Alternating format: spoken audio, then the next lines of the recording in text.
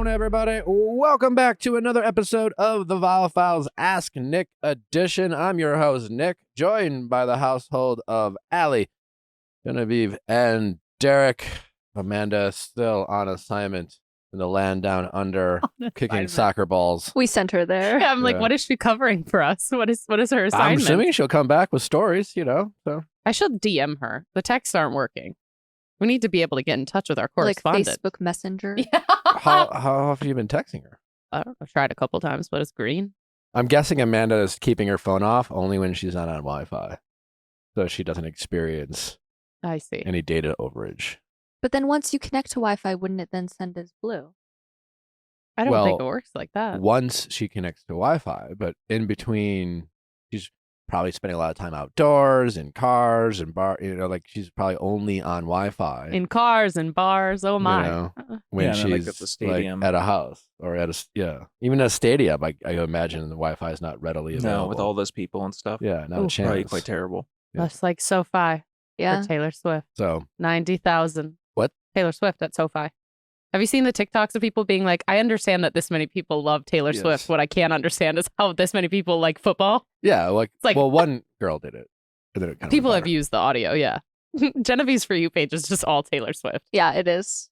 As it should I be. was trying to show you a video, and I think I scrolled up 7, and all 7 of them were Yeah. Taylor. And Yeah. I probably could have scrolled up 7 more. I just get weird stuff on my For You page. Yeah, Derek's For You. Yeah, I feel like the For You page is a window into Derek's someone's soul. For You page is really weird. Derek's The For You dog page is really with the interesting. cigarette. Well, I 'cause- always know when I'm on your TikTok versus mine. I'm like, this is so boring. And then I'm like, oh, because I'm on Nick's. Mine's usually cooking content. There's like this doctor that always pops up.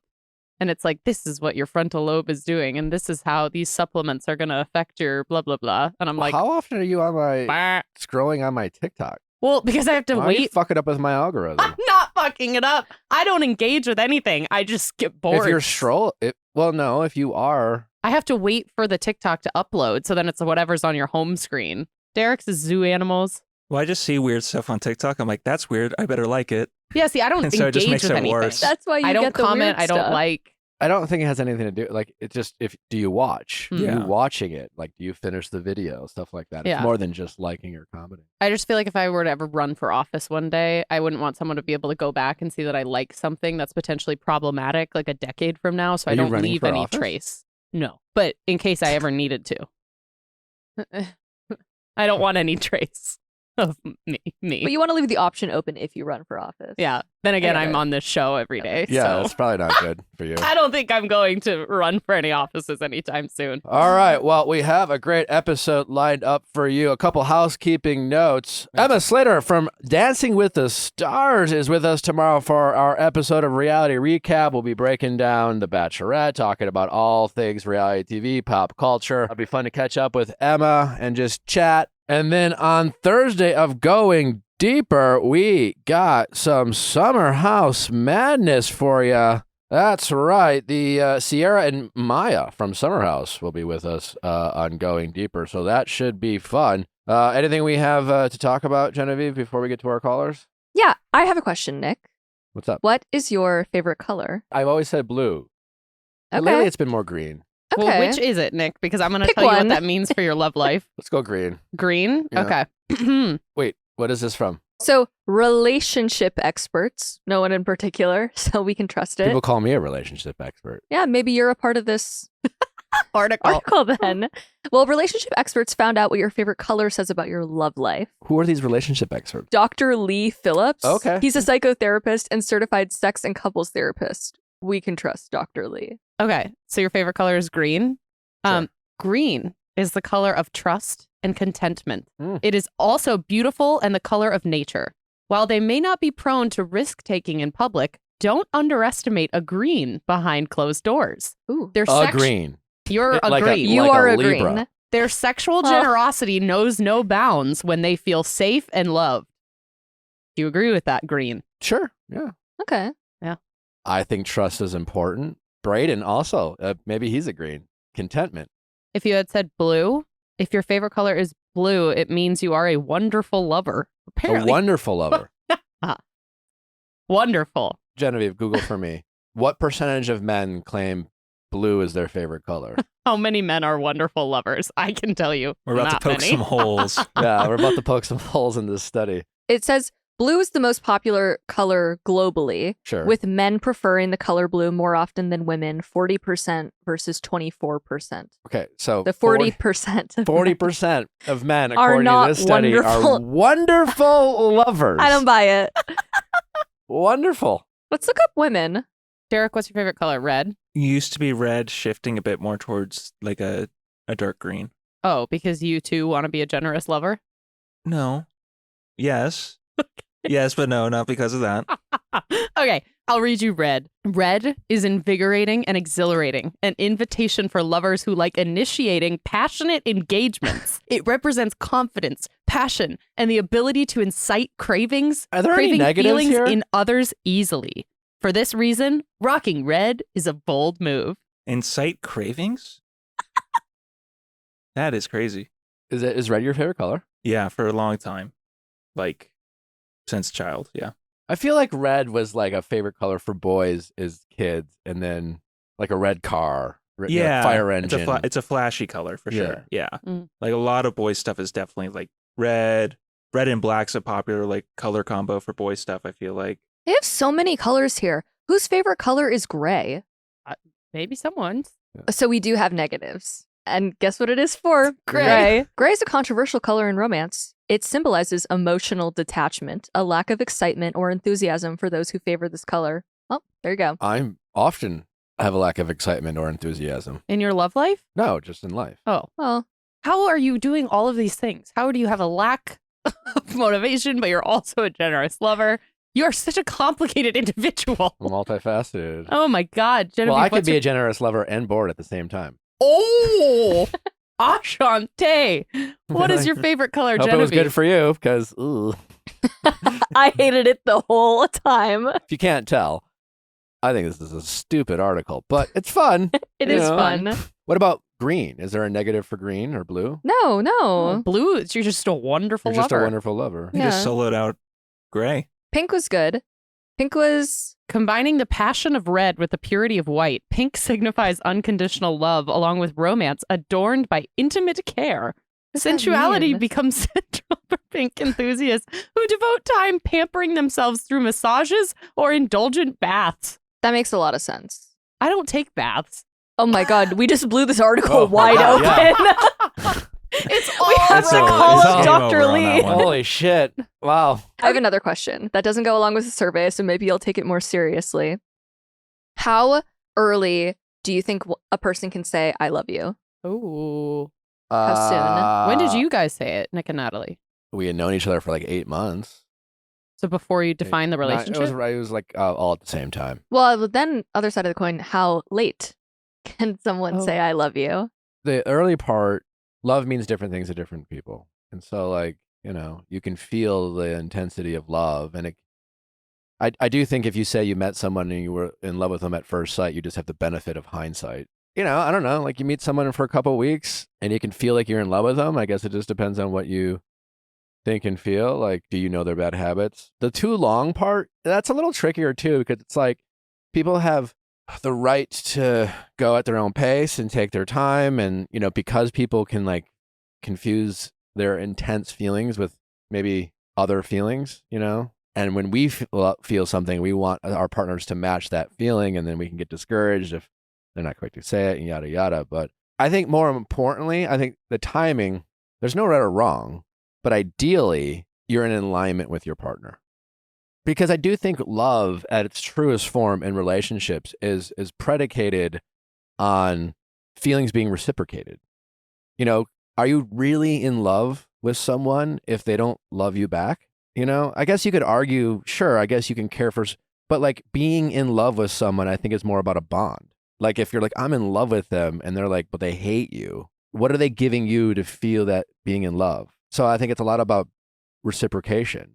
I ask because we had a writer in our email in and say, Tiffany emailed in. She said, I'm 27 and my boyfriend Cole is 32. We've been dating for 3 years and have not said I love you yet. They haven't. Neither. Okay, see, then I I've less wanted of a to say it problem. multiple times, but I've held myself back every time. Hmm. He's 32. All of his friends are either engaged, married, or married with kids, and he's in no rush.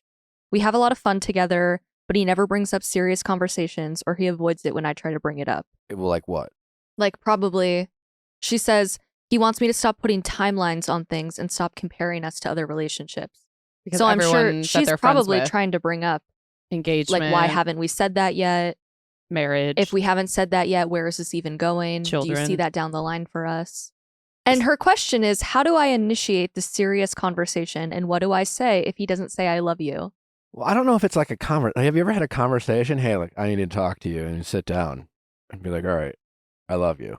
No one ever does it like that. You just kind of put it out there, and then, you kind of see if they say it back. It's confusing though, because they've been together 3 years. Like, I'm sure that there is love between them. I think it's a red flag that she doesn't feel comfortable communicating with her partner about serious stuff. It sounds like she's tried to, and he shuts her down. If she was calling in, my guess is she hasn't tried to. Okay. What she's done is passive aggressively tried to bring it up by comparing their relationship to other relationships she sees.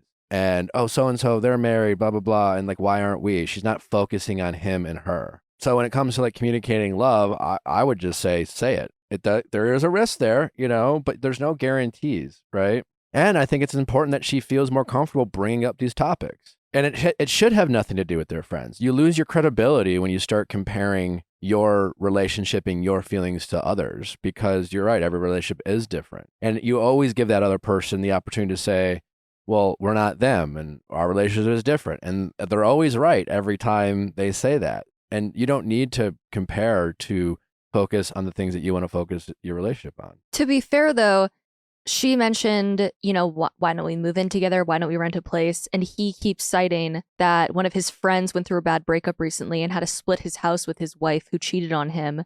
He always brings that up when they talk about renting a place together. So he's kind of doing the same thing. Sure. So then she should remind him, we will not use our friends as excuses or as ways to kind of manipulate and encourage us to like take another step. Their decisions about the relationship will be solely based off of how their relationship is going.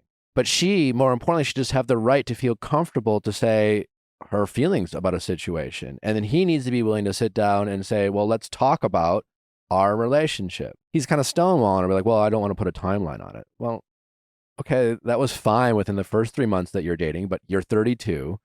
You've been dating for 3 years. It would be fair to ask, what's this relationship about? So it sounds like they have a huge communication problem in the relationship. And the fact that the tone is, I don't feel comfortable talking to my partner about important relationship issues. To me, that's the red flag. And it sounds like the only reason they haven't said it is because he hasn't said it. He's got way too much control. And I would also guess that the power dynamic is off here. She is so afraid of getting an answer she doesn't want, she never speaks up and never puts her feelings out there. And when she does, it's usually more indirectly and passive aggressively by making suggestions or comparing and things like that. You have to have direct conversations. You have to be able to sit down and say, hey, can we talk? I'm a little concerned about like the fact that we never really talk about where our relationship is going. And we have been together for 3 years. And if that's too much for you after 3 years, then that's a concern. If you're not willing to talk about timelines, with me after 3 years, I'm concerned. I'm concerned that this relationship as it is enough for you. And it's okay for her to say that this relationship as it is isn't enough for her. This relationship, just from the letter, sounds like it would be enough for someone who's been dating someone for 3 months, not for 3 years. But all we are is just dating with, we don't communicate words of affirmation. We don't say, I love you. There's no talk about taking the next steps. And that's fine if they, maybe he doesn't want to move in with someone before he's married or engaged. That's fine. There's other ways to progress a relationship, but he seems unwilling to have any of those conversations. And then he uses the excuses of other people's relationships, Yeah. Is he implying that that he thinks she's going to cheat on him? He kind of is. Or he's just making up excuses. Well, yeah, I'm sure. I wonder if for him, if he thinks that somehow him saying I love you, it's like too serious. It's moving it too forward. It's another form of moving in together or getting engaged. Like maybe he's just anti-commitment in general. We don't have a ton of information, but what I'm guessing is, yes, we have I've been doling out information. There's more? She did say that at the beginning of our relationship, he told me about his ex-girlfriend who said I love you after 8 months, and he thought it was way too soon. She kept saying it. Eventually, he said it back and he didn't mean it. So she's worried that that could become a situation for them too. If he does finally say So it, he now might he's, not like, mean it. Burned? What does love mean to this guy? Another great question. I don't know if you guys have seen Barbie, but Ken calls Barbie his long distance, low commitment girlfriend. Yeah. And it feels like that's kind of the situation here if they keep having fun, light conversations. She also says that they both live at their parents' houses, which is an hour and a half away from each other. Oof. So he just might be seeing this relationship as a low commitment, long distance. She has no idea what a relationship means to her boyfriend, and she is too afraid to ask important questions. And my guess is that she gives him all the power in the relationship. She doesn't speak up when something's on her mind. I'm guessing she doesn't know that answer. She also said, my boyfriend does want to get married and have children, but I only recently found out this information as I only recently got the courage to ask him. Yeah. Mm. Yeah. She's building up courage to ask basic questions. These are questions that would have been appropriate like on a fourth date. Seems like very little effective communication in this relationship. Maybe he does get a slow burn, but like the fact that he was dating someone for 8 months and felt like 8 months of saying I love you was too much pressure for her and then begrudgingly agreed to it and then regretted it. This sounds like a guy who isn't all that interested in building an emotional connection with their partners. It sounds like a guy who likes having a girlfriend and doesn't necessarily love being a boyfriend and doesn't necessarily love being in a partnership with somebody. I'd love to ask him, like, why do you have a girlfriend? What's the draw? Like, what do you get out of being in any relationship? And then what do you get out of being in this relationship? So if I was her, I'd ask that question. Why do you like having a girlfriend? And then why do you like being in a relationship with me? Also, I want an update. I'm invested now. If she asks that question, I want to know the answer. Should we have her call in? She was too nervous to call in, which is why we're reading it. This is not shocking. That might be her But problem. I also like, I don't want to say that that's on her for like, thinking that she had to work up the courage. Like that's the energy he's putting out to make her feel like she had to work up courage to ask that question. At this point, it's both their faults. Sorry. Okay. I'm wondering if it's like a compatibility issue. Sure. Yeah. But like, how long can you blame someone? She hasn't asked basic questions.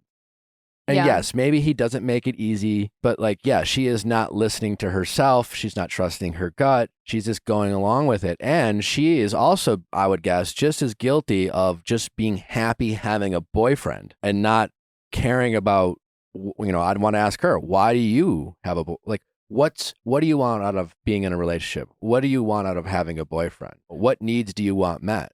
I'd want to ask her that question because right now she's only in the relationship for the sake of having a boyfriend and then hoping for things. It doesn't sound like there's a partnership here. You can't be in a relationship with someone this long and have it be one person's fault. Right. I'm sure at this point he thinks this is exactly what she wants too. We're both on the same page because she I don't might think not he's have been... even thinking about what she wants. What he wants, it sounds like, is to just have the girlfriend and have her be available for girlfriend and boyfriend stuff when he wants, but he's not interested in advancing a relationship. But yeah, what if it takes that long? You're clearly not communicating. You need to find the courage to trust your gut, and you need to find the courage to communicate what your gut is telling you to the people you're in relationships with. I'll email her, ask for an update. Yeah. Please. Encourage her and to see be if she's willing to interested. reconsider. Yeah. Yeah. So the household See, and the it's audience not is that invested bad. in, and Yeah. Redderback says, Nick says you're going nowhere fast. We need an emergency call.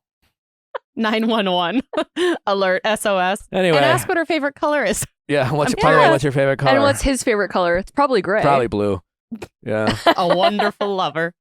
Anywho, don't forget to send in those questions at asknick@theviallfiles.com for all things Ask Nick, texting office hours, mediations. We had a couple mediations coming up. But yeah, be sure to send in those emails to us. Oh, and this Friday, don't forget, we have another update special on Viall Files Plus. So if you are missing out on all those Viall File Plus update specials, well, stop. Just go to viallfiles.com and sign up for Viall Files Plus. It's free to sign up. Imagine how many updates you can listen to in the 7 free days that you have. But either way, check it out. Another one is dropping this Friday. You do not want to miss it. Don't forget, we got another episode of Better Date Than Never live at 9 p.m. Eastern this Thursday. Again, tomorrow we are with you with Emma Slater. It's going to be a wild and fun week. Thanks for sticking with us. Let's get to our caller. Question time with Nick. Let's ask Nick your sexy questions. How's it going? Good, how are you? Good. What's your name? My name's Tiffany, and I'm catching feelings for my prison pen pal. All right. You're catching feelings for your prison pen pal. How Yeah. did we meet our incarcerated friend? We met on TikTok. You met on TikTok? Someone made a TikTok, and they all posted like videos looking for pen pals, and I responded to one of them, and we've been talking for almost 3 months now. All right. It was a TikTok about pen pals? Yeah, so they're looking for pen pals, and it like was showing up on my For You page over and over of like different people, and then I saw his, and it was actually someone like that I would write to. That was attractive. Because of his face. Yeah. Did you know at the time that he was incarcerated? Yeah. Okay. And what did you think about that? Well, the first thing I did was I Googled him to see like What he make did. sure he wasn't like a murderer. Yeah. What did he do? He robbed a convenience store. Was it with a weapon? No, but like kind of. It was with just a gun magazine. So just like the magazine. Gotcha. This is wild stuff. And like, I'm assuming you did this out of what? Curiosity? Or you like what compelled you to like want a pen pal in the first place? So like it started off as a joke, and I like asked my friend about it, and I sent it to her, and she was like, do it. And I was like, no. And she was like, just do it. So I did it. And then we actually started like talking and like messaging. And then we started talking on the phone and doing video visits. All right. So we're not just writing anymore. We are in a full on Right. virtual relationship, essentially. Sure. Okay. Yeah. Have you thought about visiting him? I have. And like everyone I've talked to, like they're obviously my friends. So they're telling me to go do it. So that's why I wanted to write it and get kind of like an unbiased opinion. Your friends are telling you to go do it. Yeah. Okay. Do your friends love you? I'm just kidding. I mean, listen, do it for the story. I mean, would you have to get on a plane to do this? Yeah. So I'm in Oklahoma and he's in Idaho. So it's like a 4-hour flight. How old is he? He's 29, How old are you? 26, Okay. When does he get out? February. Okay. So it's kind of like if I'm going to visit, I need to like do it because I don't want to waste any more time just to see. Because you want the thrill of visiting someone in prison? You don't want to waste any more time as if he's literally getting out. Well, it's like a controlled environment, you know, because if I don't like him, I could just leave after the visit. He's still getting out. But like if I go for like 3 days when he gets out, then I'm like stuck there. That's true. I can if things are off in person, or if you want to see what the vibes are, like, would you go for like a daytime visit? Are you allowed overnight? So I was thinking about going on a Friday, visit Saturday, and then come home Sunday. Got it. Okay. Okay. So it's a couple-hour visit, and then it's like over with. Got it. Okay. How long has he been in prison? About 2 years. First offense, second offense? Like, are we concerned about him being rehabilitated? Obviously, things are different, but like just based on the conversations we had, and he could totally be like blowing smoke at my ass. But like, I feel like maybe not as worried as doing something after, like to go back. I'm curious, like in the letters, like what have been the kinds of things that have like made you really like gravitate towards him, or where you've sort of like felt like you've seen qualities that you would look for in someone like you want to be involved with romantically? I think just when we like talk, it just never was really like awkward, like not knowing what to say. Like there was just always something to say. Like even on the phone, I was super nervous. Like it just kind of always flowed. Like it wasn't like weird or anything. Was there a moment that it shifted from like friendly to more romantic? Like, is he very much on the same page that this is what he wants? Yeah, I think it kind of shifted like once we started doing video visits and phone calls, that it was kind of like a little more not just like, hey, what's up type of thing, you know? Listen, I think people can learn from their lessons. I don't know. I definitely proceed with caution. There is a thrill here, obviously. You know, you're not the first person to, you know, catch feelings with someone in prison. I don't know. It's like a thing, you know, people are into it. You know, at first you wrote them, pen pal, whatever, pure curiosity. You're just kind of like, this is kind of a almost like a gag you went with your friends.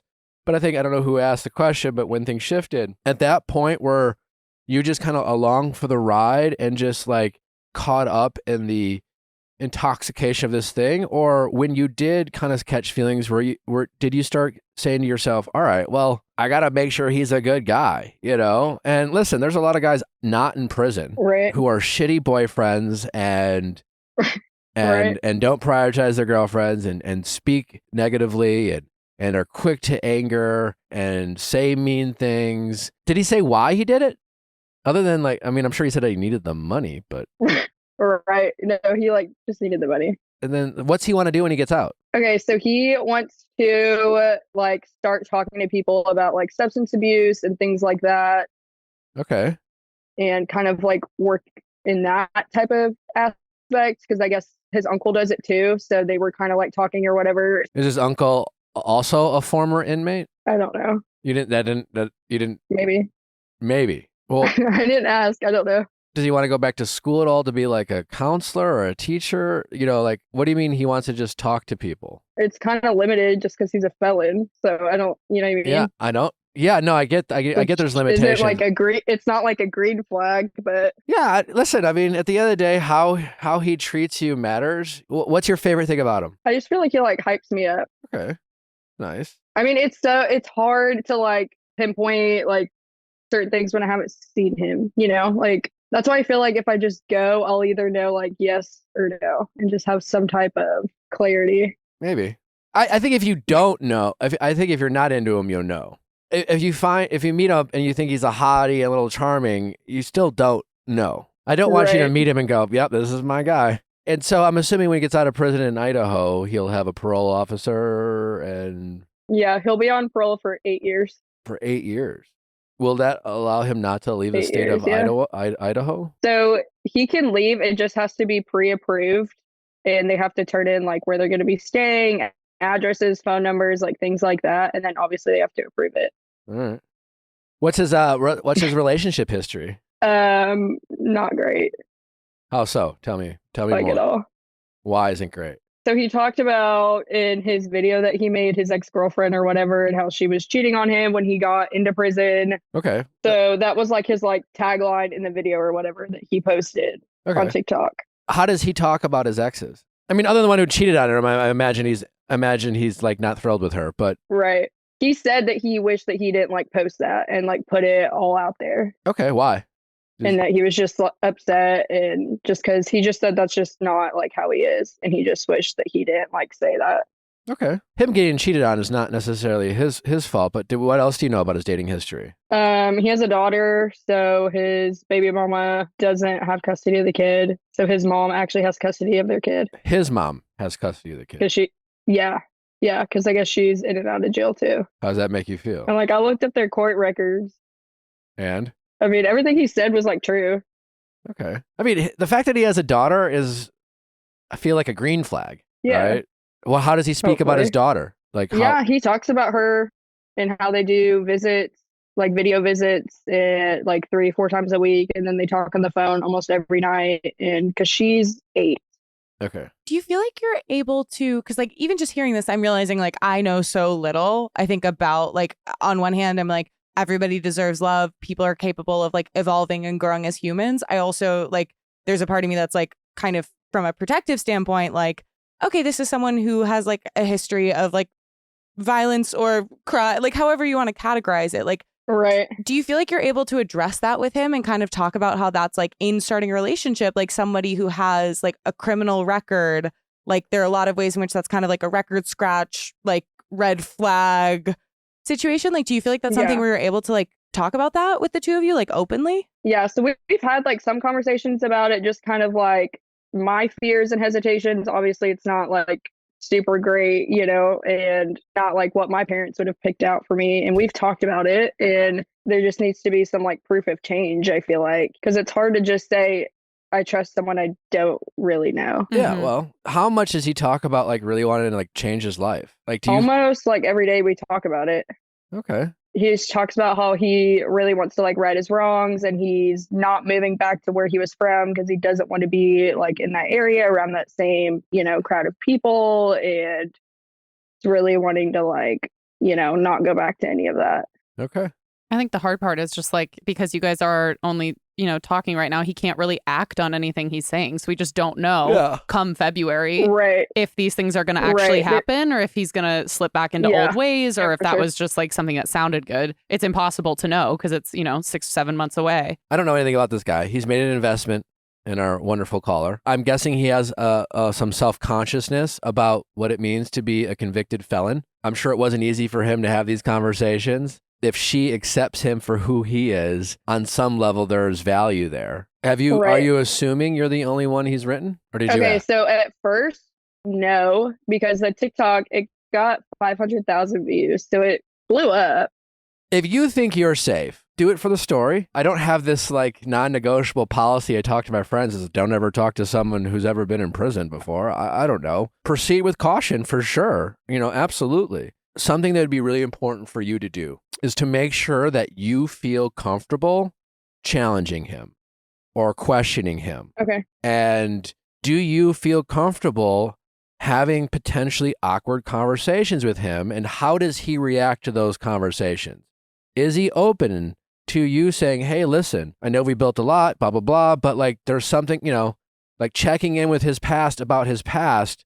Is he patient with you? Ask him now and then. I'm sure on some level he might get defensive and say, hey, you're always bringing it up, but do you feel like you're comfortable with this? Yeah, like I could talk to him. Yeah. And I think it's just really important after you meet him, especially if things go well and you're kind of like, you feel some like a bit of spark chemistry, you get excited, just like anyone else, whether they're in prison or they're not. We have a tendency when we do get really excited about someone to stop asking questions, to stop checking in, to make excuses for them, to fill in our own gaps. Instead of asking questions, we'll just assume for ourselves that the answer to our questions about who they are or what they might think or how they might handle a situation will just fill in the blank with whatever we think the best scenario or best possibility is.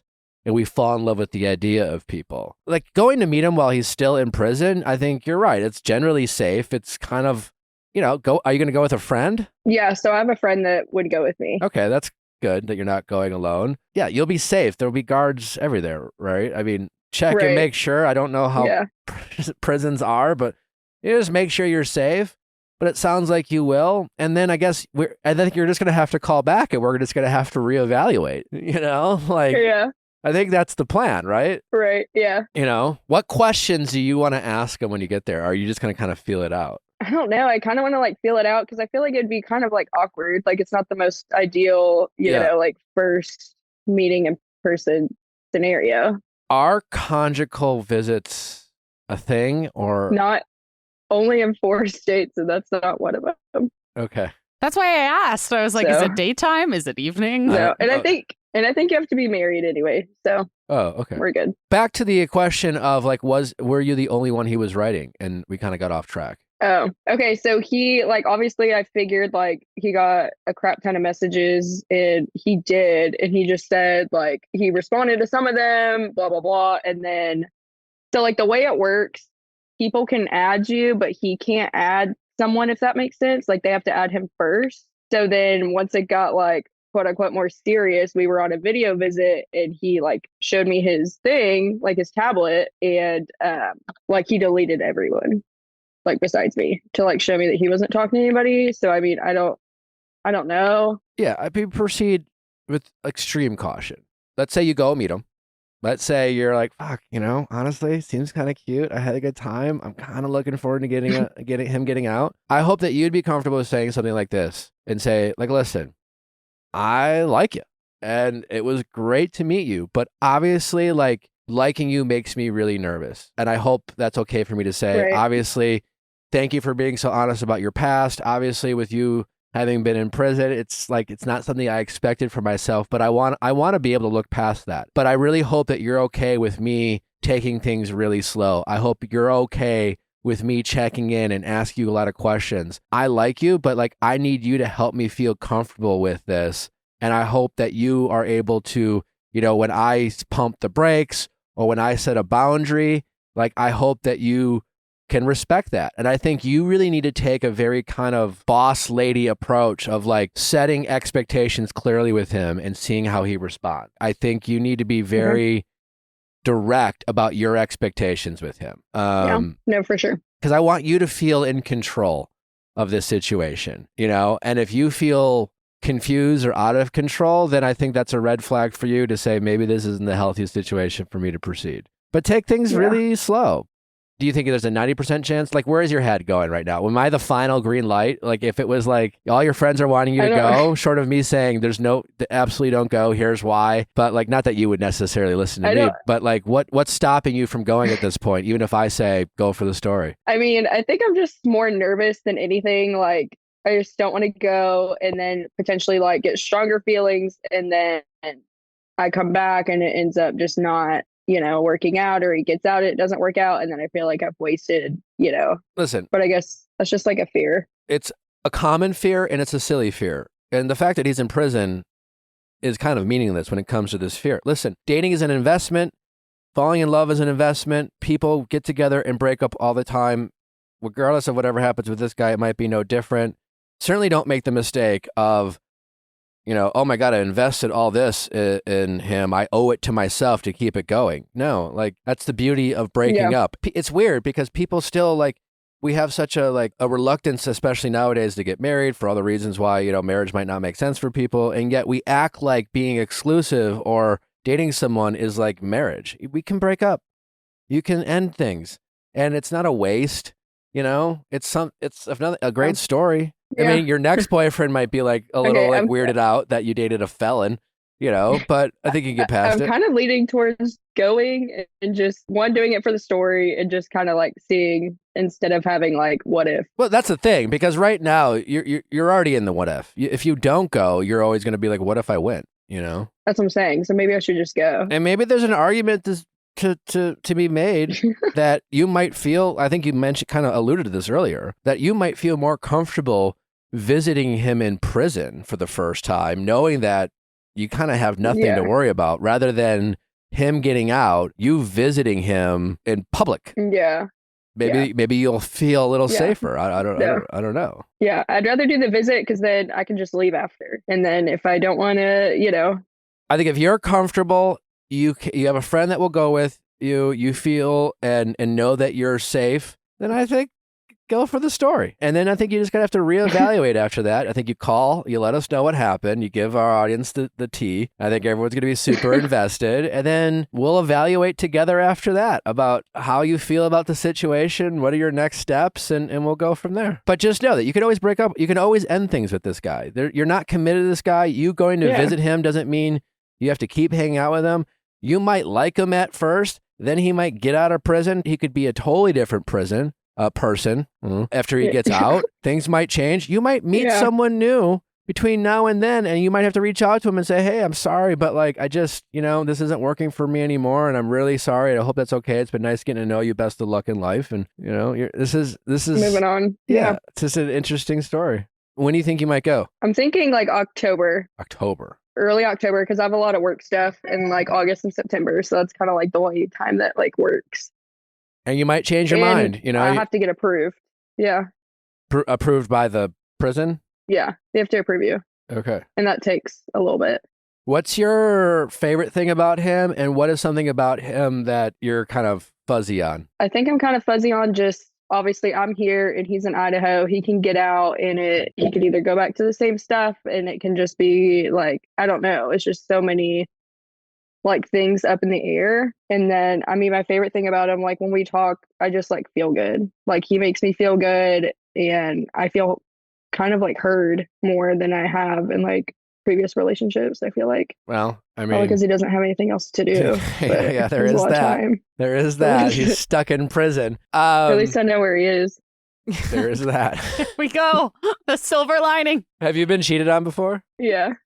One more thing to keep in mind is just that, like, in any dating situation, like, I feel like, you know, like the whole idea of like you invest in someone and then if it doesn't pan out, it feels like it was a waste. But like, it's not a waste if you're like practicing, like getting to know someone, having difficult conversations, communicating. So like, I would just like, my hope, like, if I feel like if you were one of my good friends, like the thing I would say is just like, know that like if like he gets out and a week into it, you're like, I don't know that this is going well. Like, don't let the like, I'm stupid, I shouldn't have done this narrative, like keep you from making a good choice. Like, no matter what you decide, like I just feel like because you are kind of starting with like an upfront big investment in terms of like, you know, you have to go visit him, like you're waiting to see him in person regularly. So like, you're just like investing a lot right now. And so I just would really, really want to like be careful of not letting that like cloud your vision of how things go from there.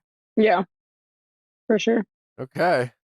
Keep us updated. I appreciate all of the help. For sure, I will. Well, good luck and just, you know, do it for the story. you. But yeah, and if it doesn't work out with him, just whatever you have been through in past relationships, just know you deserve a lot. And there's a lot of, you know, decent guys out there. Everyone has to meet a lot of trolls before they meet their Prince Charming, so to speak.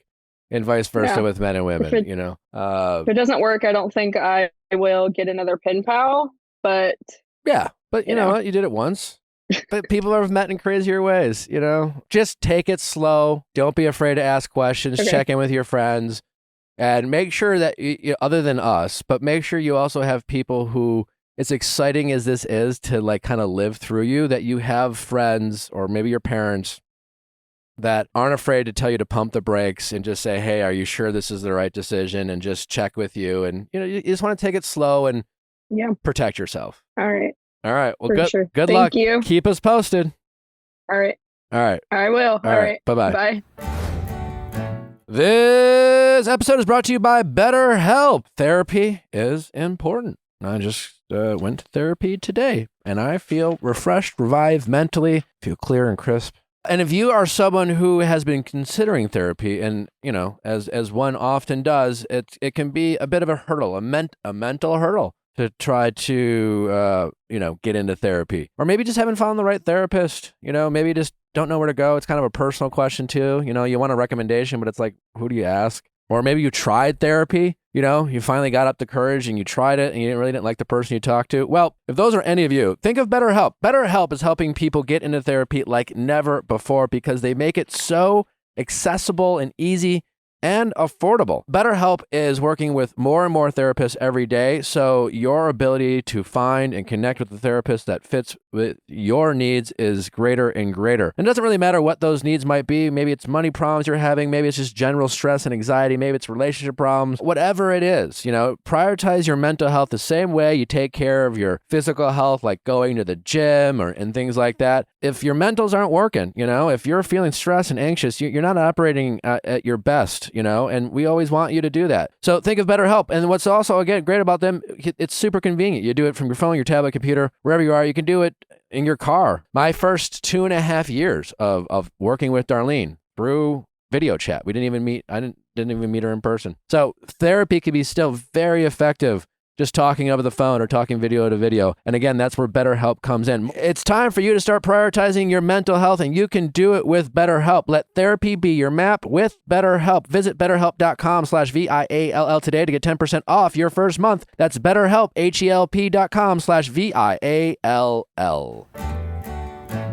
Canva for Teams might just be one of the main things uniting us here in the Viall Files household. And it's why when Genevieve came to join our team, I said, welcome to the world of Canva and Canva for Teams. This is how we stay synchronized. It doesn't matter if Genevieve's making something, if I'm making something, if Derek's making something. We are using the same colors, the same fonts. We can keep up with each other's progress on various projects. We use it for video posts. We use it for Instagram stories. We use it for different graphics, for flyers. Truly, they have templates for every single thing, whether it's a still image or something that's moving. And I really think it's the reason that we have become so successful here on this show. We're using Canva Teams every day here at the Viall Files household. And if you have upcoming projects, if you want to design like a pro, you got to think of Canva. What's so great about that is that you can have professionally designed content without having to hire a professional. Canva for Teams has a video editor that is so easy to use with tons of filters, animation, and transitions that it will bring your group content to life.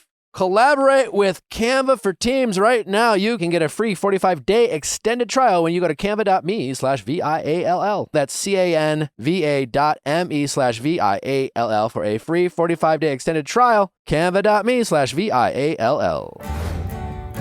How's it going? Hi, Nick. My name is Ellie. I'm 35 years old, and I'm worried I'm going to get back with my revenge toxic situationship. Okay. What do you mean by revenge? So, the backstory is that my now ex-husband cheated on me when sorry. I was pregnant with my now 4.5-year-old. Oh, boy. He left our marriage. Yeah, it was rough. It was real rough. And I've spent the last 4.5 years being a mom, running my business, trying to just like keep it all together while he kind of went out and lived his life and created a family for himself.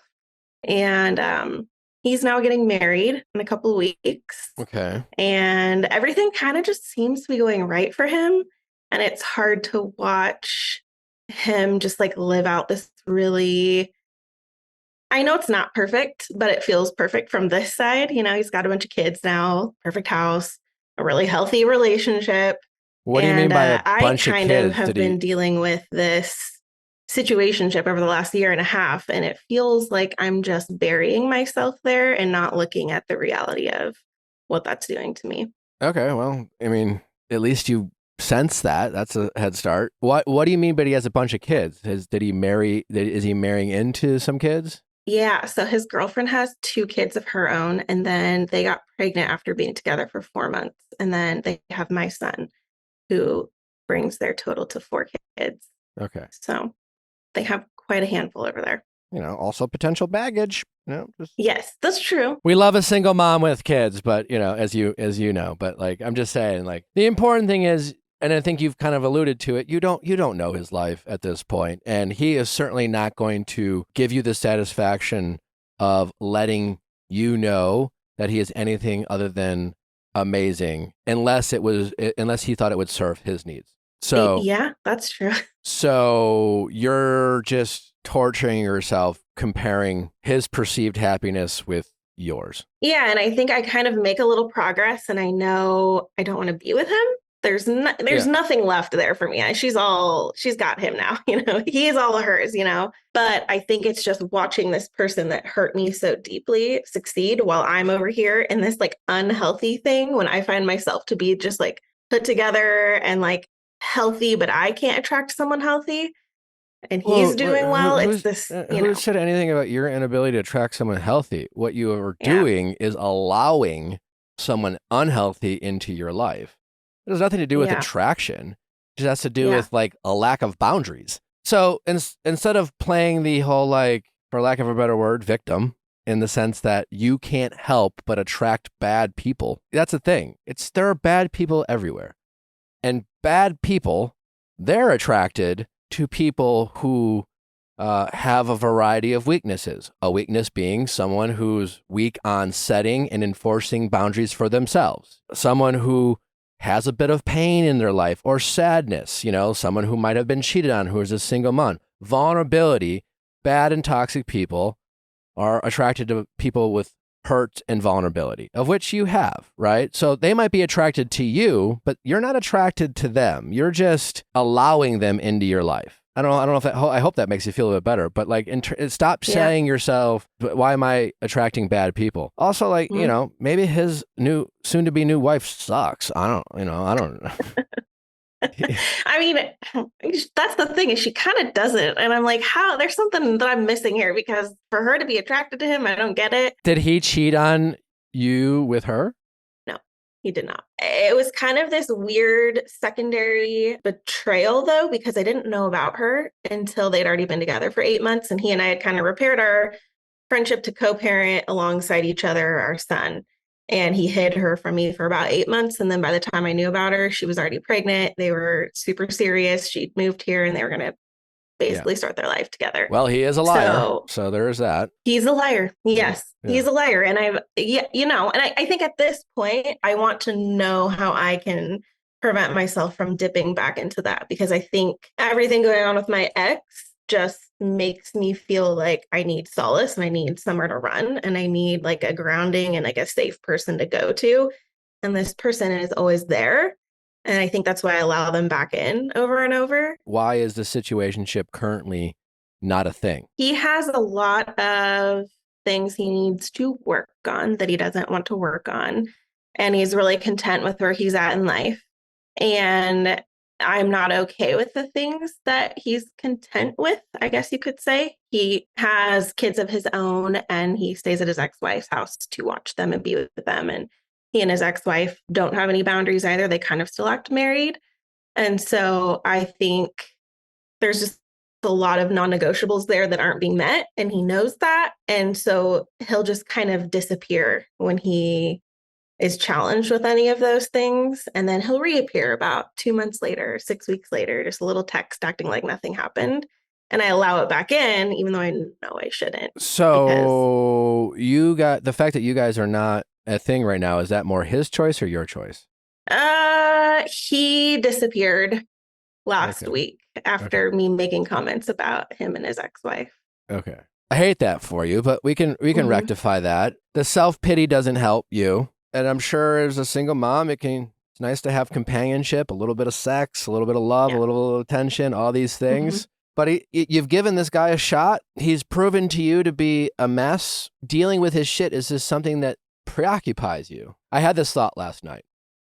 I'm going to run it by you. I feel like if someone were to ask me about my ability to just generally be happier, and I feel like I'm in a pretty happy part of my life. But if I were to sum it all up, I think I learned how to be less dramatic. And I think therapy has helped me to be less of a drama queen. And I think we're all drama queens. I think inherently we love drama. When bad things happen to us, or I guess when good things happen to us, it's fun to obsess over it. It's fun to think about it. It's fun to think about what it means. When bad things happen to us, it's, the drama of like, I can't believe that happened to me. How could they do this to me? And we kind of just obsess over how it happened, why it happened, how could it happen? We're the heroes in our story. Then we have a villain, right?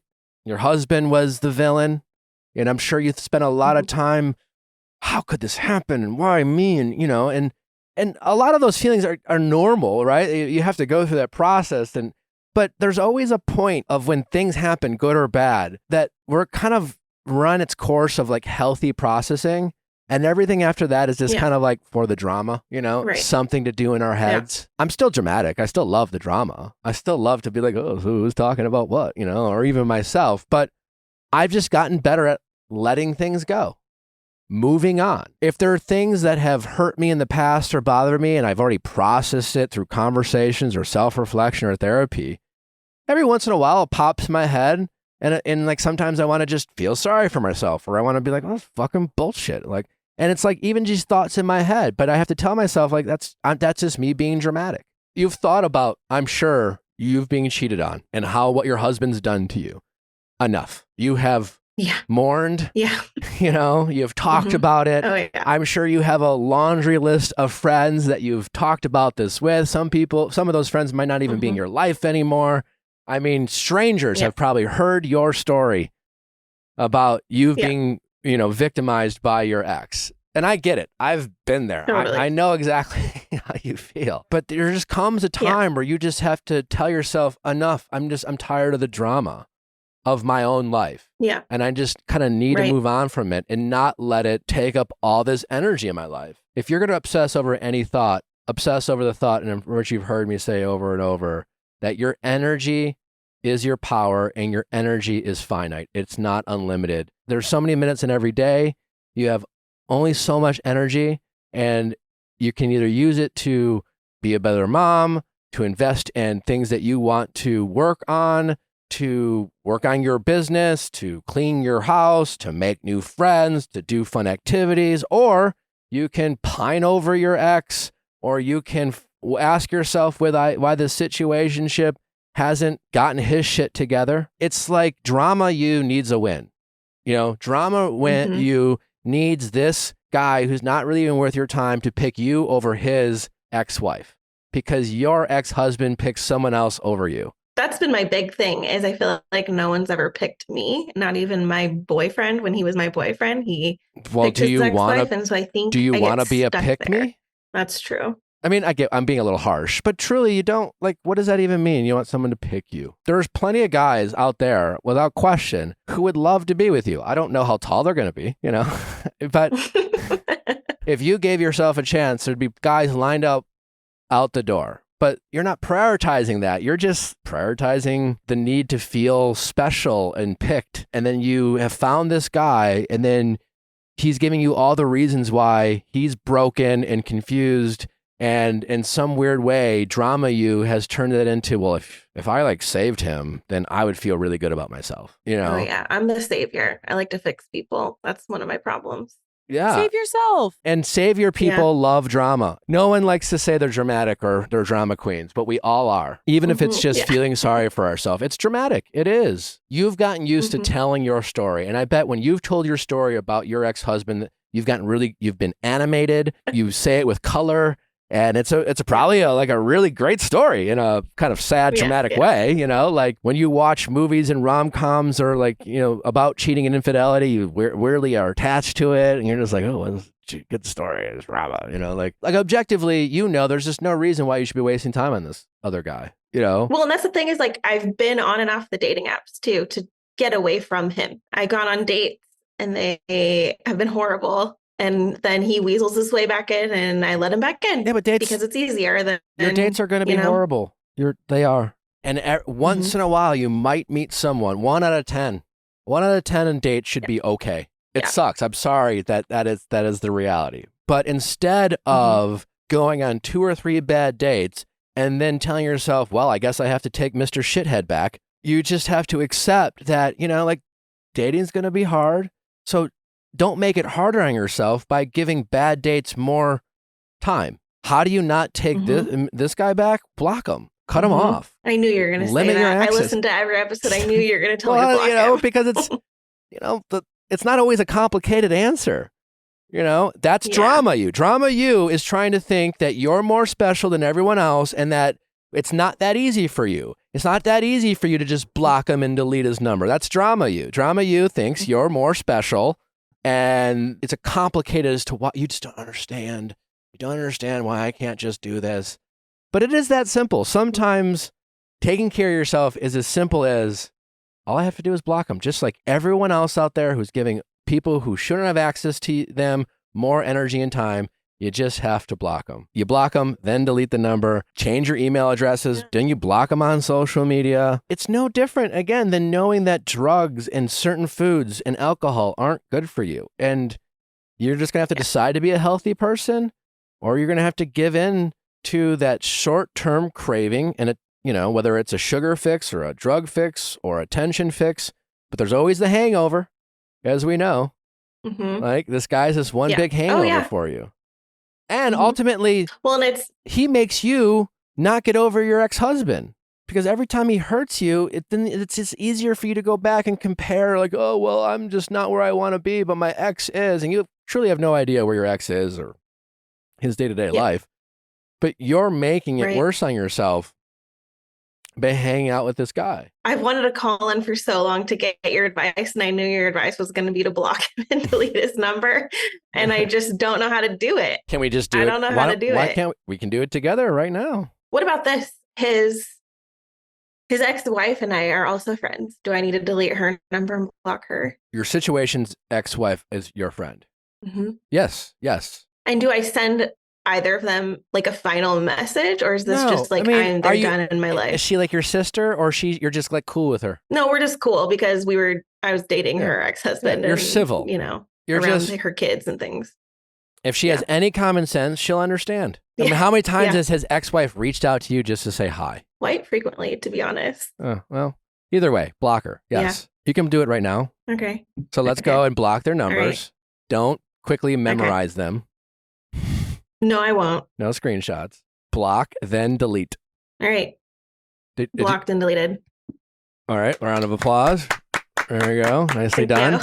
And then he still might find a way, or maybe show up at your door. And at that point, you just have to say, listen, please just respect the fact that I just want to move on from you. Yeah. It's just not fair. I don't want to be an option for you. I don't deserve that. And stop comparing these new dates to either of these these guys in your life. One has nothing to do with the other. You're going to go on a bunch of bad dates. Why are they bad? Are they bad because you're not attracted to them? Are they rude? All of the above? Like a couple of dates I went on, they were definitely fuckboys. And they just talked about their penis, and it was Their not penis? great. First They date? were there for one thing. Let me talk about my cock. First date.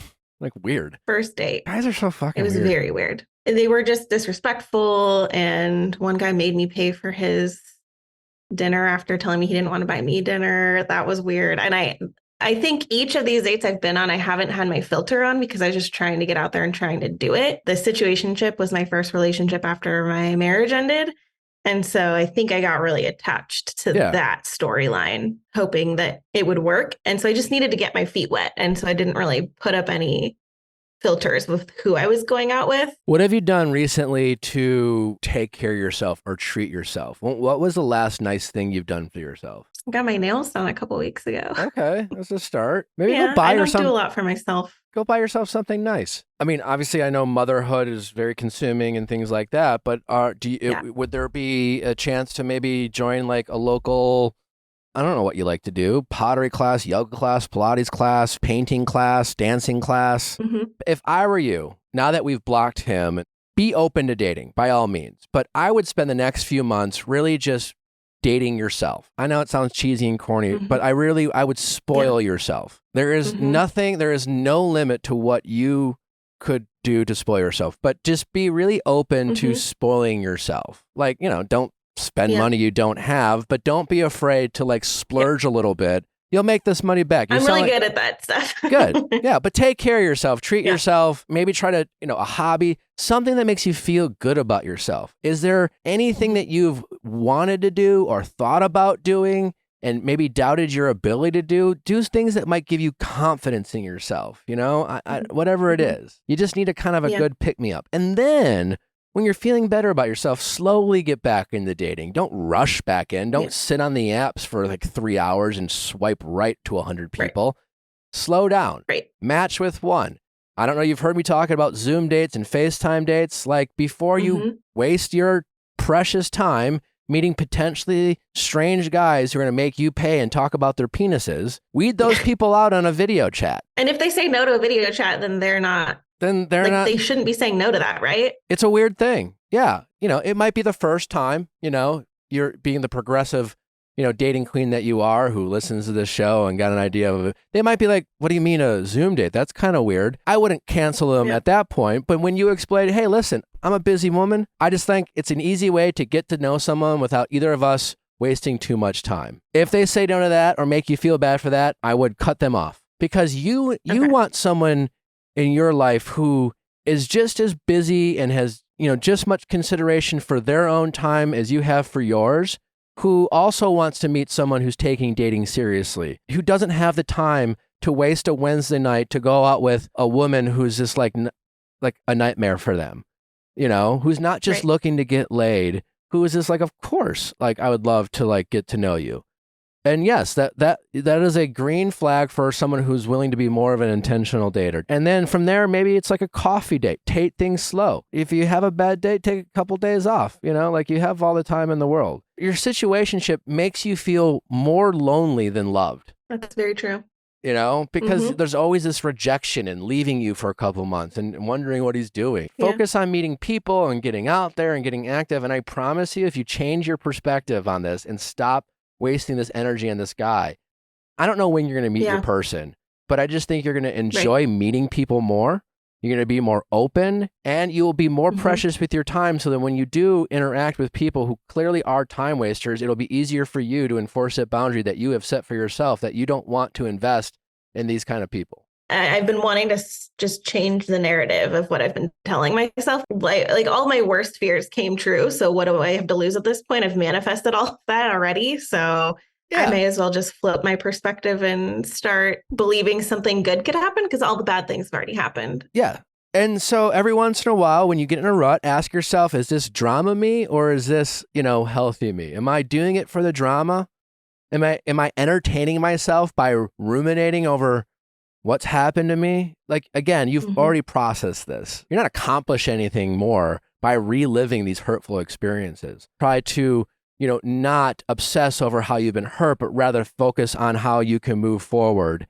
And instead of, pining over what you lost and feeling sorry for yourself, you can get out there and be proactive and say, I'm a young person. I have a lot in front of me. I got a wonderful son. I got a lot of things to be grateful for. And I have the rest of my life to find Mr. Right. And maybe you don't find Mr. Forever until you're 45.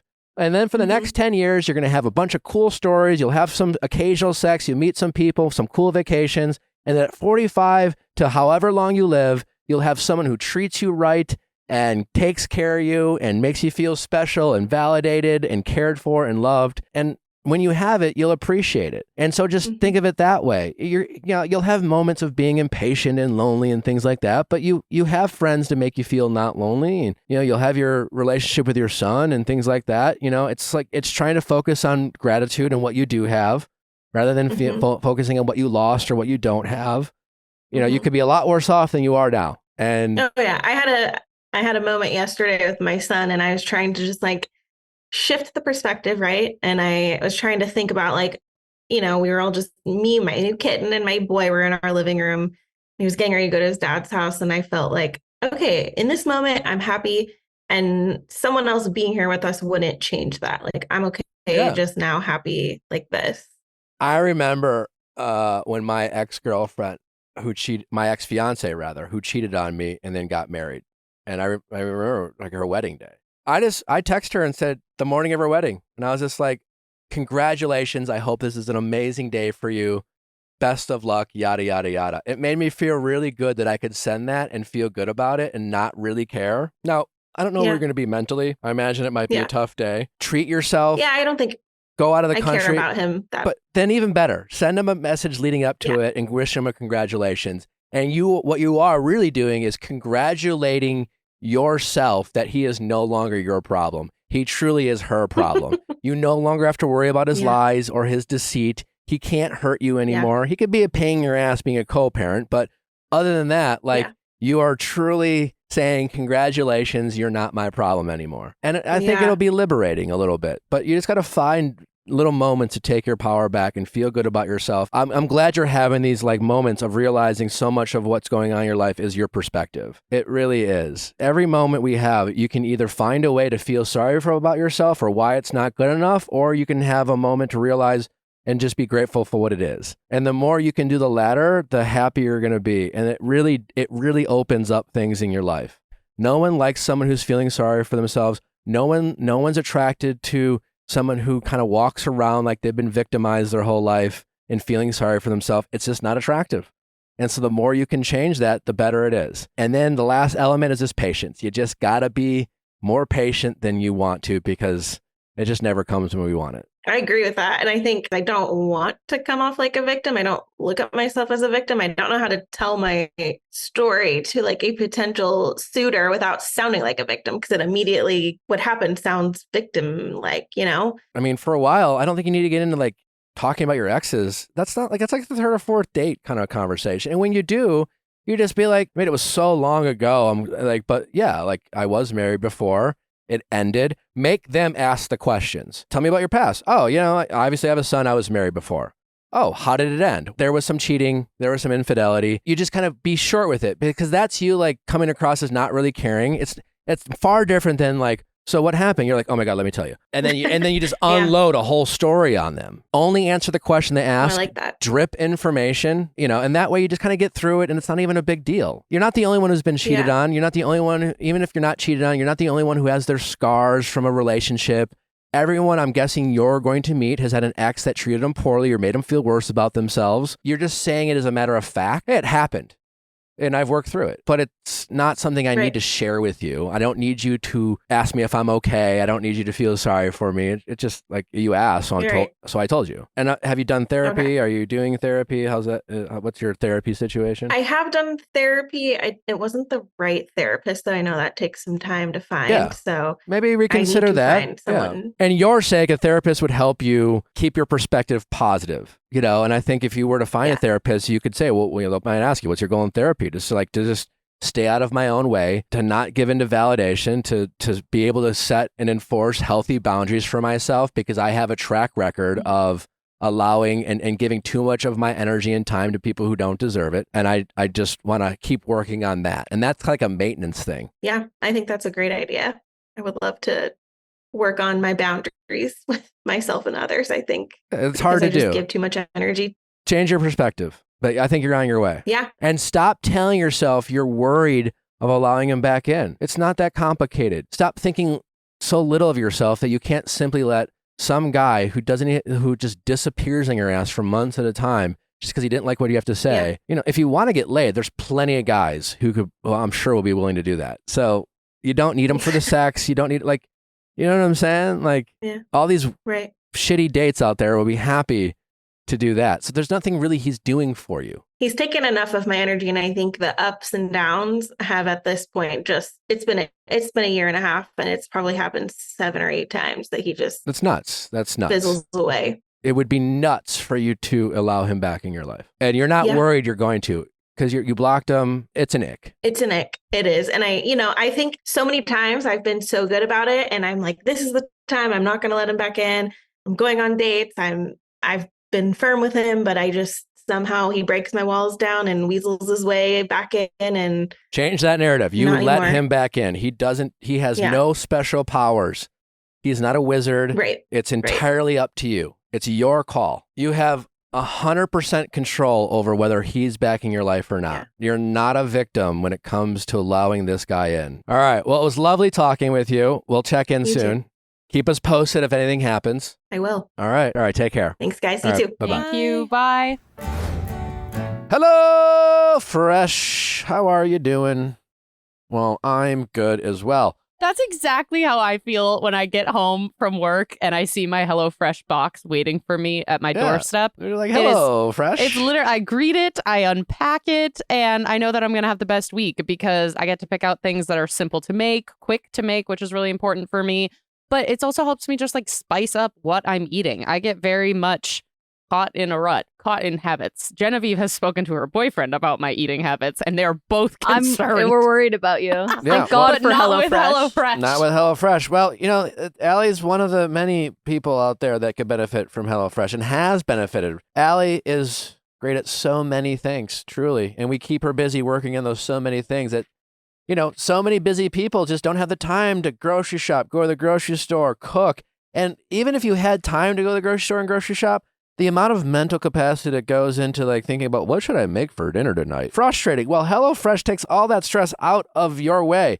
They have such a variety of great, delicious options for you to keep it interesting and fresh so you're not eating the same thing over and over. They have only the freshest of ingredients, super easy to make meals, many of which you can make in 20 minutes or less. Easy cleanup, easy to follow directions. And again, such a great variety with all these meals delivered right to your doorstep. And if you've been loving your every plate meals, well, no surprise because HelloFresh owns every plate. Go to HelloFresh.com/50VIALL and use code 50Viall for 50% off plus free shipping. Again, go to HelloFresh.com/50VIALL and use code 50VIALL for 50% off plus free shipping. HelloFresh, America's #1 meal kit.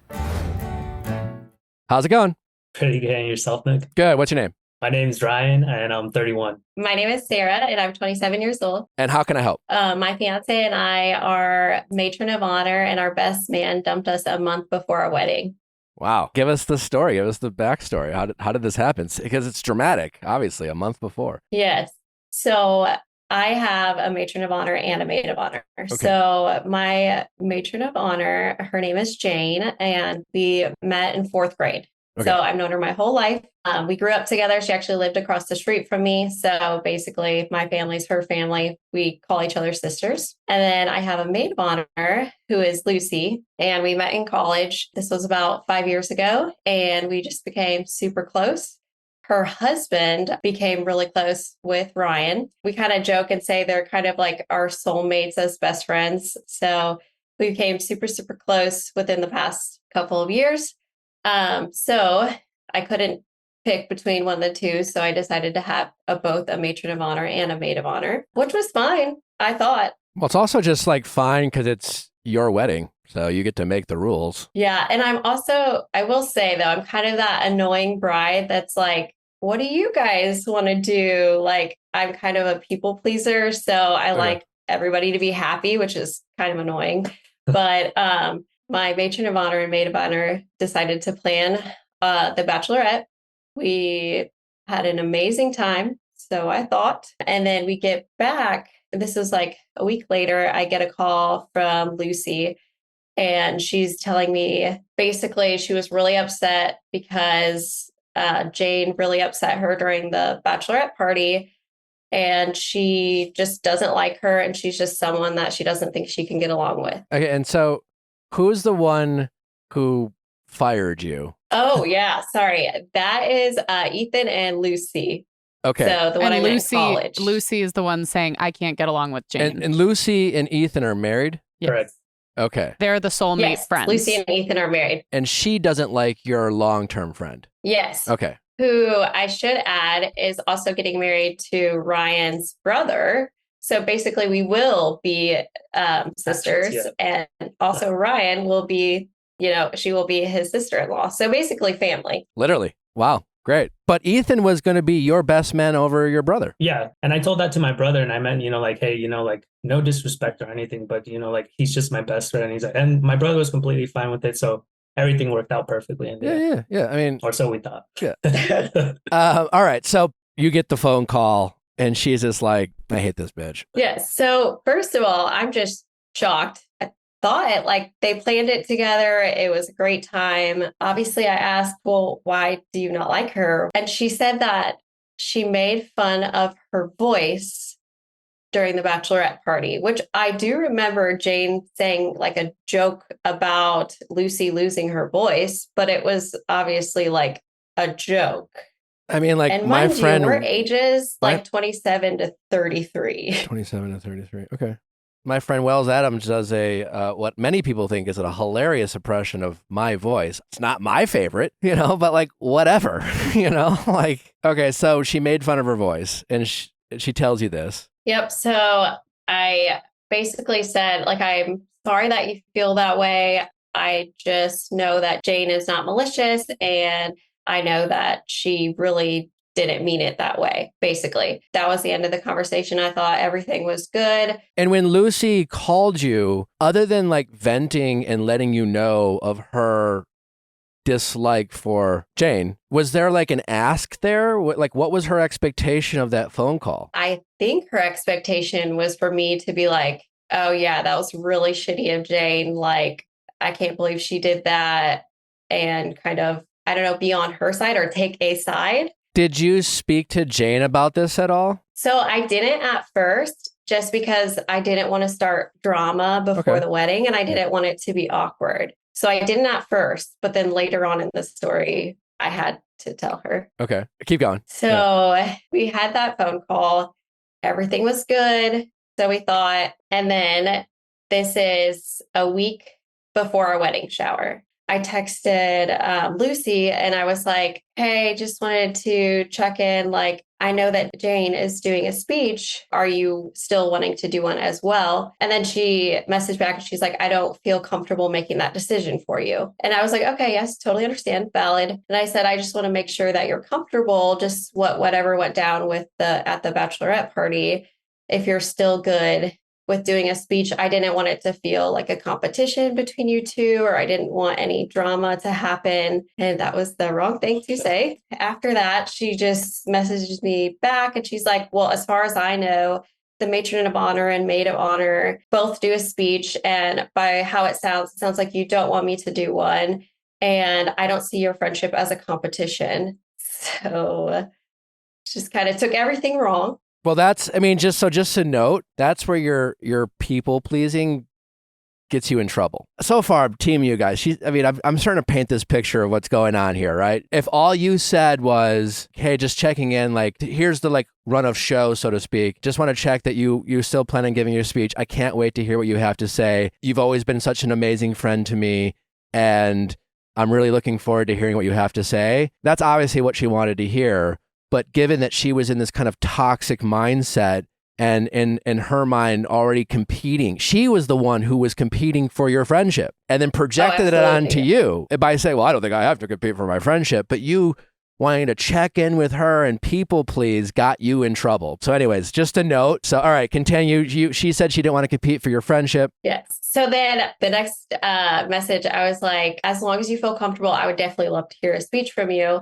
And then her next one was like, I just don't understand how me not liking Jane has anything to do with the speech, and just kind of blew up. Listen, texting is such a terrible form of communication, especially when feelings are heightened. She probably was just like, so are you gonna give a speech or what? Because I don't give a fuck if you're here or not. You know, like that in her mind, like that's how she was reading it. And all it took was a phone call. And then you have a very calm voice and you're just like, hey, I love you. It's just texting is so bad to communicate very sensitive information. So, continue anyway. I will say that I think that's one of my biggest regrets is not just calling her right then and there, because you're right. Everything I said, it was turned into something negative. It was like, you don't want me at the wedding. You don't, just like everything negative. But I told her she put me in a hard position just because they're both my best friends. I don't want to take sides. And she was like, well, I didn't ask you to take sides. I just felt like you were mean to me on the phone call because you're my best friend and I was expressing my feelings and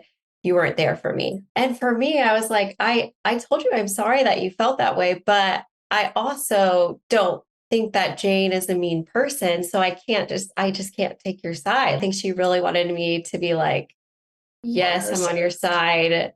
What if you would have said something like, first of all, I love you. You're my best friend. And I hope that you know that I have your back always. But I hope that you know that if anyone were to make you feel bad, I want to be there for you. Just knowing my friend, we just might not see it the same way, but I'll talk to her rather than had you say, I just don't think that's what happened. Instead of like kind of disagreeing with her, you could have just appeased her. You could have just been like, listen, between you and me, like, I know that you were probably just joking, but so-and-so's feelings are hurt. Like, could you just do me a favor and just apologize, whatever? Because technically in her mind, you took a side. You were like, I know she didn't do that because I know her. And you're probably right. So that's kind of what I was even telling her, because I was like, I think it almost comes even like stems from a little bit of jealousy. I feel like we always prioritize hanging out with them than with Jane and my brother. Jane and my brother, like, they have some busy schedules. Like sometimes they work weekends, sometimes they don't, sometimes they're on call. So it's like very hard to hang out with them. So that's why we hang out with Ethan and Lucy a lot more.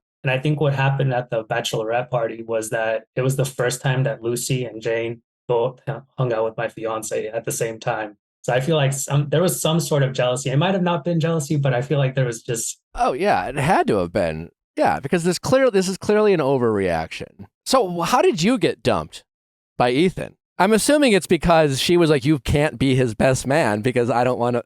She like fired herself. She fired herself for sure, yeah. Our wedding shower was about to happen. And so they were originally going to obviously both come. And after that conversation, the last conversation they had, everything was like left off like they like ended it badly. So at that point, she was telling me, she's like, I don't want Lucy to come because, she hasn't apologized or, she's still mad at me. And I don't want her to come to our wedding shower and her be awkward. And then everybody else is like, oh, why is she being weird? And then the day before, Ethan gives me a call and he was like, hey, I'm still going to be at the wedding shower. I'm still going to be at your church wedding. We should probably give some context to this. We are doing like a small, very intimate church wedding, and then we're having a big wedding in Mexico. So he gives me a call the day before our wedding shower. And he was saying, he's like, there's no bad blood between us. But unfortunately, I can't make it to the wedding in Mexico. Lucy, she told me that I can still go and that she'll come with me, but she'll just stay in the hotel by herself and I can go to the wedding and everything. But I just don't want to do that to her. Yeah, he can't. He would be fucked. Yeah. And at that point too, I was just like, hey, like, honestly, it sucks. I'm brokenhearted. But I mean, I get it, dude. Like if that happened with me and my fiance, I definitely would be on my wife's side. Yeah, this all kind of sounds nuts, right? So other than like validating that you guys didn't seem like you do anything wrong, where are you at? Like, are you hoping to rectify this? Because maybe it's a blessing. Maybe it's like, hey, now you get to have your brother be your best man and you get to have your childhood friend be your maid of honor. They're getting married. What a beautiful story. The four of you, yada, yada, yada. That's great. And it sounds like I could picture Lucy just being jealous that she's marrying your brother. Who knows? But on the flip side, like, you know, you lost two good friends, seemingly. It's awkward. Like, I guess, what are you hoping? Are you wondering if there's a way to fix this? Well, during that phone call, my best man told me, he's like, I love you. You're my best friend. You're a brother to me. And he said that he was going to still make it to the wedding shower. Come the wedding shower the next day, he doesn't show up when he said he was. When the party actually starts, doesn't show up. And then a couple hours later, I just text him like, hey, like, are you even coming? Doesn't text me back. And I text him again. I was like, honestly, dude, like, if you weren't going to make it, like, it would have just been nice to know, like, you told me already what's going on. So, like, I would have understood. I blame Jane, though. She's like told him he can't go. And then that's kind of where we're at in terms of that was kind of the straw that broke the camel's back, so to speak, or is there more? Well, so he stood him up. And then obviously that night I was really upset and I was not my best self. So I texted him and I was like, fuck you. You guys are fake. And so I sent that text, obviously was mad. And then the next day regretted it. Since then, we have tried to call them. We have sent them a long text because in reality, this is so stupid. Like the drama is so stupid. And we feel like we only get married one time. Like these people obviously meant the world to us. We've been friends with them for a couple years. I said, I'd just rather like just get over it. And like, I don't care if they didn't show up. I'd rather be friends and then like, have them in our lives. They didn't answer any of our calls. They haven't texted us, haven't spoken to us, nothing. Like I have mixed feelings. It's like, I still want them in my life just because we were so close.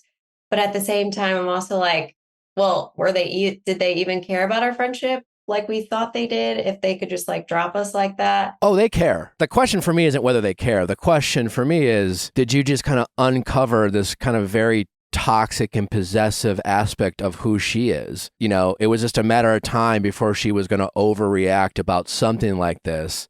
And the fact that she took this little thing and blew it up and made it all about her, that in a situation that literally wasn't about her, it's your wedding. If I were you, I would get in the car. You said they live a couple hours away? Yep. I would get in the car and I would drive to their house and just show up. And it might be awkward, but I would force their hand and just like, we cared enough to get in the car because clearly your friend, effort matters to her and she wants to feel validated and special, and almost kind of was like, I'm not leaving here until we talk in person because I love you and I don't understand why you're saying this. We've both said things, we've both hurt each other, and I'm just not leaving here until we figure this out. And make her, to your face, fire you. And then you'll have your answer. If she at that point is still unwilling to show some humility, to me, that's the way to fix it. You're going to have to go above and beyond and be the bigger person. And I don't think you have to, but that would be the way to fix it. You have to be able to show up and not beg for her forgiveness. We clearly have hurt each other. I'm obviously hurt. I hope that you understand that. You're hurt. And I just want to figure this out. And not only has this like come in between us, it's come between these two guys. Like what? This is ridiculous. Let's figure this out. I love you.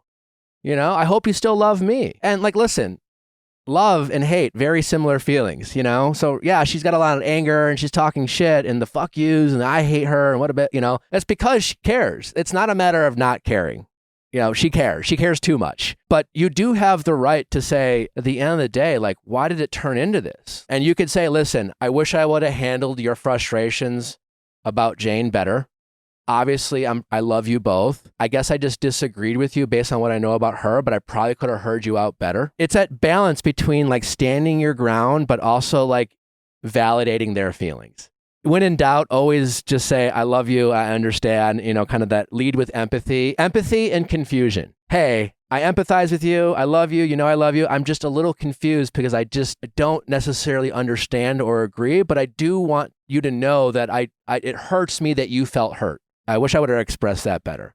I wish I wouldn't have texted you, and let's just promise each other we won't do this. And if you're willing to do that, then I think you have a shot. I don't think you owe it to them. And yeah, this is nuts. It's nuts. Definitely. It's really ironic. Our friendship started at their wedding shower and it ended at our wedding shower. So how poetic. So yeah, I think if there is a way to reconcile it, I think you need to get in a car and drive to their house and show up at their door and just be like, yeah, we're fucking here. Let's talk it up. Yeah. I'm guessing she'll be touched. She wants to know how special she is to you. It wasn't fair what she did, but it is what she wanted. So maybe you getting in a car and that grand gesture will make up for it. It's just, I don't know how I would be able to move on. Like, cause we've thought about this too, and we've talked about it, me and Sarah, like, what if we do like go and talk to them, and, what if they do apologize? And then, what if we do forgive them? Like, I feel like that friendship that we had with them, before all this, I feel like I wouldn't be comfortable getting back to that point again. Like, yeah, man, it's valid. You guys can get in this car, make a 2-hour drive. If it doesn't work out, you make a trip out of it, whatever. Right now, you don't have to sit there and think about whether they're even going to come to your wedding, whether they're going to like be your best man again or not, or whether you're even going to be friends. No, right now the focus is, can we start talking to them again? Can we get to a place where we open the lines of communication? Because like, this is not you guys falling on the sword and saying, we're totally wrong, you guys are totally right, what can we do to get back in your graces? No, this is like, hey, we have our grievances, you have yours, let's talk about it and figure it out. So this is about you guys open up the lines of communication. And you guys might reconcile only to find out it's just never going to be the same. That's a conversation between the two of you for a later time. You don't have to solve all these problems all at once. And all it's just costing you is about 5 hours of driving. Yeah. Our first wedding is this Friday. So we're just curious if they'll reach out or anything. But our big one is in 2.5 weeks. Okay. So I don't even know if you need to make this drive before either of the weddings. That's entirely up to you. What? Why are you looking at me like I'm The crazy? whole point is to get them to No, the wedding. the whole point. No, it's not. Nick! Correct me if I'm wrong. No. The whole. Thank you. No. The whole point is about the friendship. You have your maid of honor. You have your brother. Like, do we want them at either of these weddings at this point? Because even if you guys reconcile, it's going to take some time to get back. And like, maybe it's just best that they're not there at this point. Wedding aside, these are people you really enjoyed hanging out with. And so that's what you miss and that's what you want back. The wedding, that'll be up to them. If you have time, do it. But like, don't deprioritize your wedding and each other, knowing that you have one wedding this weekend and another one in 2.5 weeks. Right now is about you guys.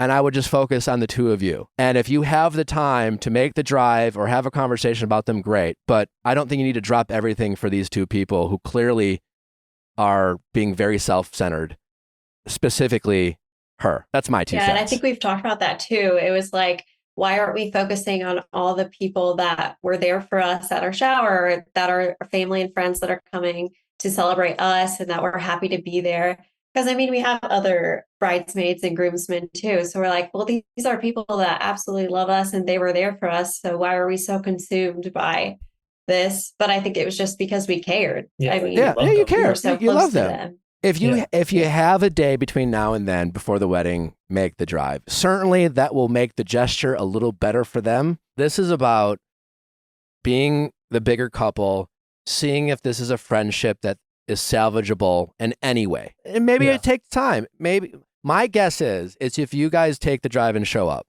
and you have a reasonably productive conversation, it's not going to get better overnight.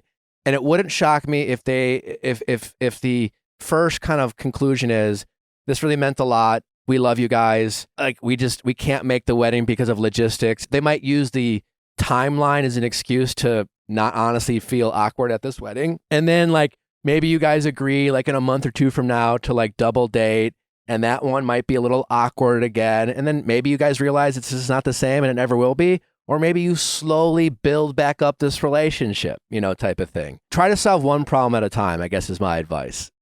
Because you're not going to be able to solve them all at once. This is not going to get fixed overnight. But this is the olive branch to hopefully start the healing. But I mean, we have available people for our wedding. I mean, do you guys want to come or When is it? When is it? Allie might show up. I will for sure come. Allie's already there. She's going to go buy a dress right now. Let's do it. You guys do seem like a really handsome and lovely couple, and I wish you guys nothing but the best. And if I can somehow make it, I'll try, but it might be a challenge. I'll definitely, if I show up, I'll be talking shit about her all day long.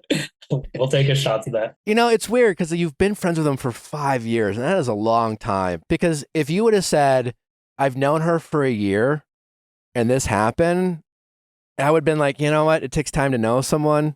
But 5 years, do you think she's a selfish person? No, that's why it's so weird because knowing her for the 5 years, we've never really fought.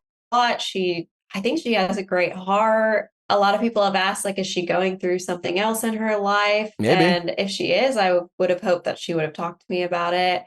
But I mean, I think you're right. Maybe I didn't go about things, the best way. Yeah. You fall on your sword by saying something like, listen, I know I could have handled it better. I felt stuck between obviously two of my closest friends, and I just wish I would have handled it better.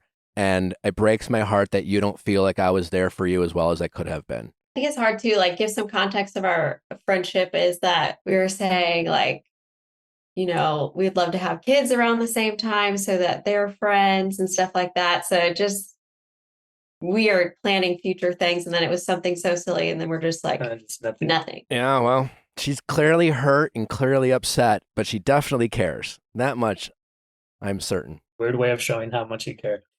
Well, yeah, but she's hurt and she's upset. Yeah. And she's not handling it the right way, and she's angry, and, Yeah. I just feel like all of this could have been avoided if Lucy had just gone directly to Jane. Totally. Yeah. When I told Jane the story, because obviously Jane was going to ask me, why isn't Lucy at the shower? I had to tell her. She was really upset. She broke down, actually started crying, and she just feels terrible, like it's her fault. But we've told her a million times, like, it's not your fault. But has she reached out, though? Jane asked me, she's like, do you want me to reach out to Lucy, talk about it? And we just said no. I didn't want to put Jane in a weird position where she feels like she has to reach out. But I don't know, should I have had her reach out? Kinda. Maybe. Again, this isn't about being right or wrong. I don't think you guys are wrong, and I don't think she's right. This is just about trying to find some common ground and trying to make a person who's clearly hurt, whether we agree with why or not, feeling less hurt and validated, and then trying to figure out how you go from there. I think it starts with you first, but yeah, I don't think it would hurt, Jane, to reach out and say, obviously, I know what's going on. I am so sorry if I said anything to hurt your feelings or make you feel disrespected. It wasn't my intention. Just let her fall on the sword. You know what I'm saying? She knows how much you love her, and she knows that you know that you didn't mean it. She's just very sensitive right now. So if she's willing to do that, I would have her do that. Yeah. You don't need to protect her. She's fine. Maybe, again, that's where your people pleasing is coming in. She's an asset and she's an ally to you. So let her help you. You need the help to rectify this problem. Because, again, if you hope to maintain this friendship with her, you're not going to cut her off. She's literally marrying your brother-in-law, So she doesn't need to be best friends, but Lucy wants to feel respected. She feels very disrespected by the two of you. And maybe she's having PTSD from high school. I don't know. Maybe she feels like it might be in high school, she got basically canceled by two other girls who made her feel like an outsider.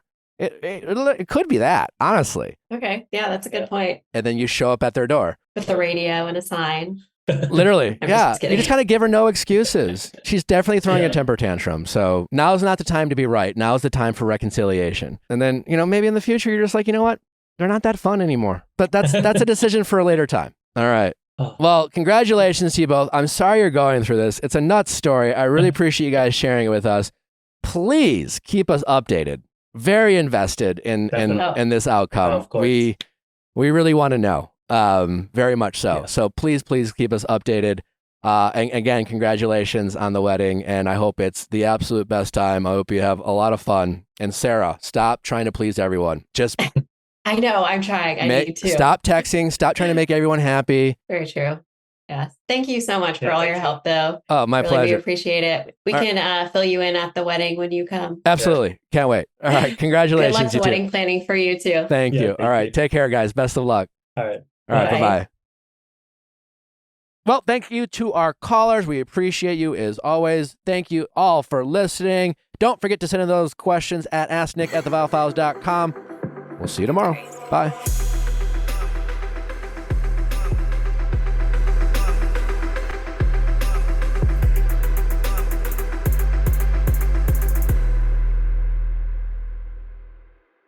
Hey guys, if you loved what you listened to, make sure you hit that subscribe button below. Thanks for listening. We'll see you next time.